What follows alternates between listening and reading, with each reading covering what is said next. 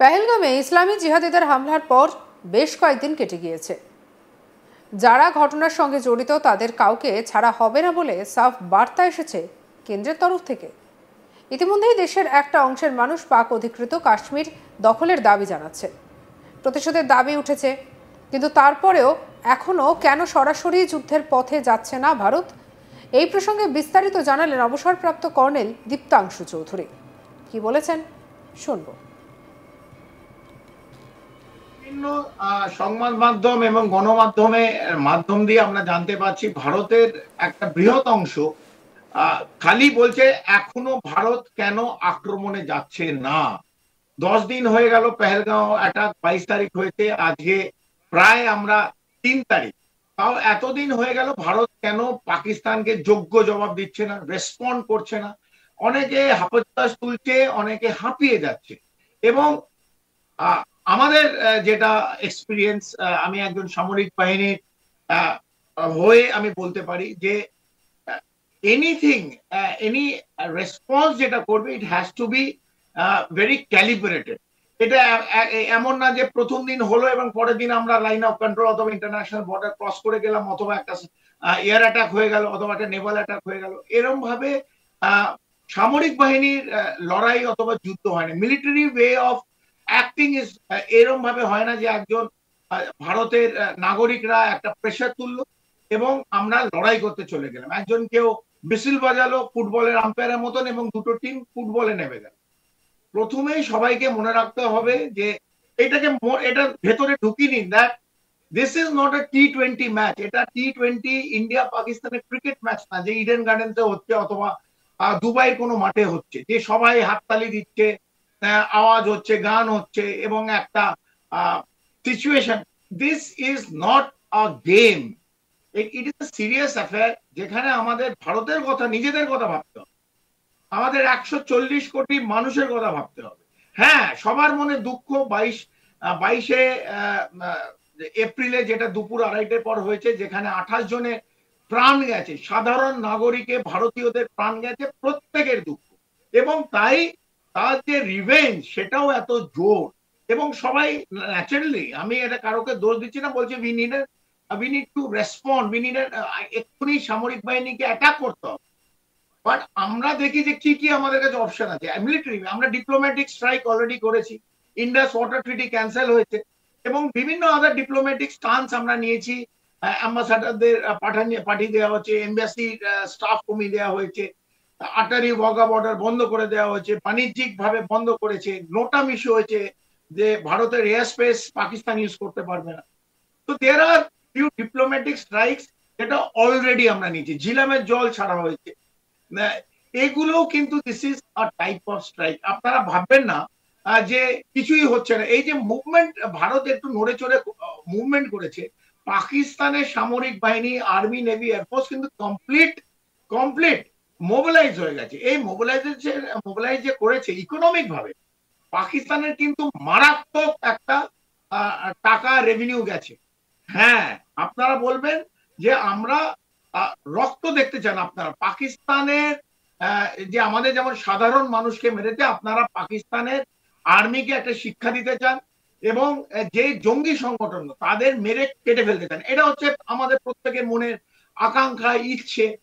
তো ভারতের কাছে কি কি অপশন আছে? ভারতের কাছে একটা অপশন আছে, একটা কভার স্ট্রাইক, যে ইমিডিয়েটলি একটা লাইন অফ কন্ট্রোল অথবা ইন্টারন্যাশনাল বর্ডারে কোথা থেকে গিয়ে, ধরুন মুরুদকে অথবা ভাওয়ালপুর অথবা মুজাফফরবাদ, এই যেখানে টেররিস্টরা আছে, আমাদের কাছে যদিও পাকিস্তান সরিয়ে নিয়ে গেছে, উই আর অ্যাওয়্যার যে ওরা কোথায় রাখা হয়েছে, কিরকম ভাবে আছে। তো ভারতের কাছে অপশন কি, যে একটা কভার স্ট্রাইক, গিয়ে ভেতরে ডিপ ইনসাইড পেনিট্রেট করে একটা জায়গায় উড়িয়ে দিলাম।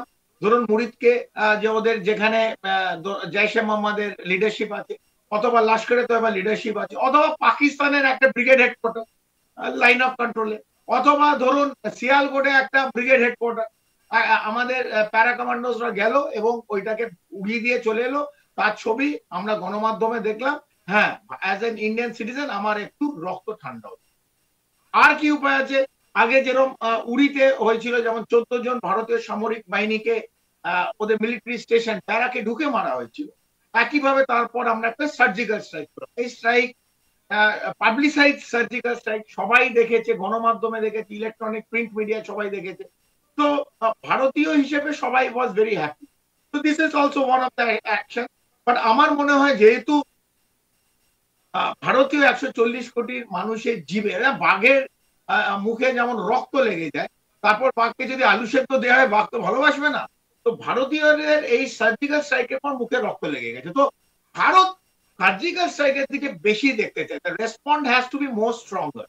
সিমিলারলি ওই আমি বললাম বাঘের মুখে আমাদেরই সরকার, এই প্রধানমন্ত্রী বাঘের মুখে রক্ত দিয়ে দিয়েছে। এখন তো বাঘকে যদি বলো না আমি ডিপ্লোম্যাটিক স্ট্রাইক করবো, ইন্ডাস ওয়াটার ট্রিটি ক্যান্সেল করবো, no, they are not happy. তো এখন আলু সেদ্ধ দিলে they will not be happy. তো they need to see something concrete.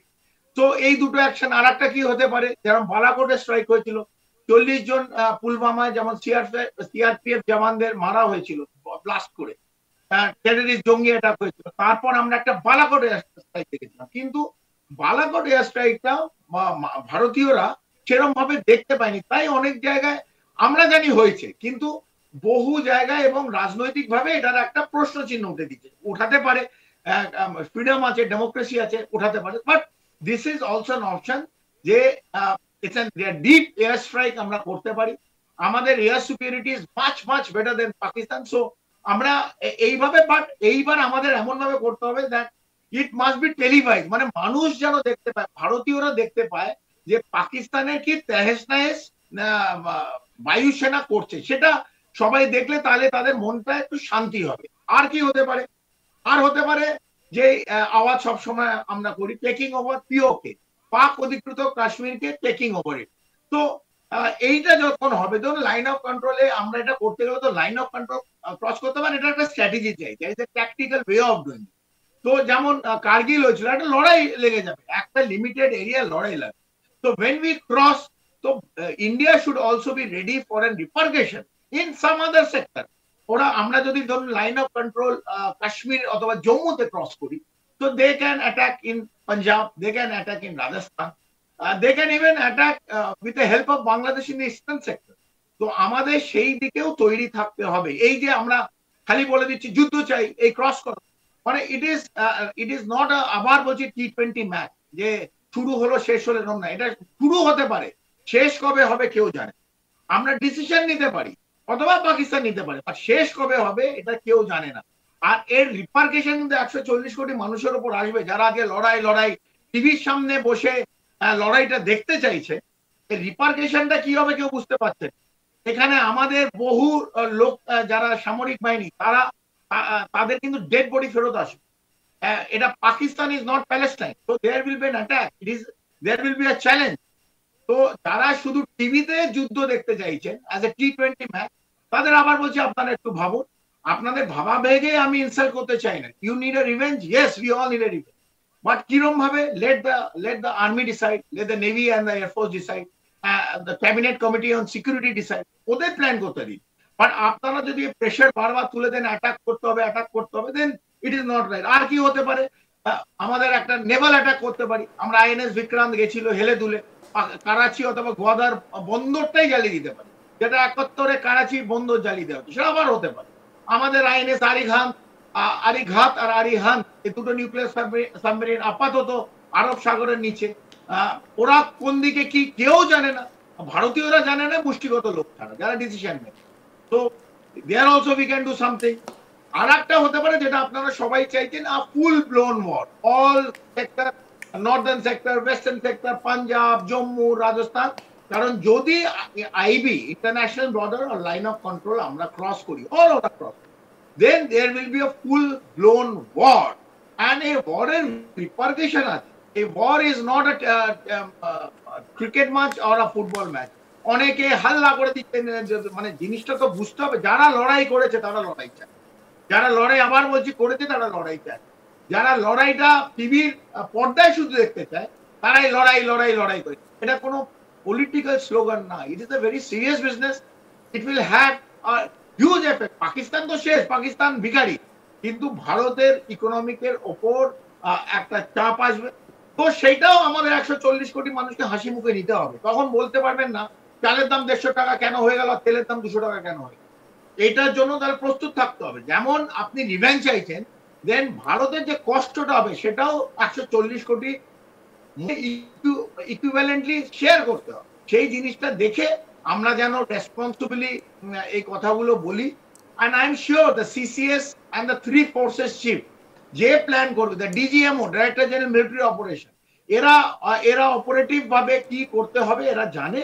and I am sure আমি যতদূর জানি আমাদের সামরিক বাহিনী, army, navy, air force, they will respond and give a strong action against Pakistan.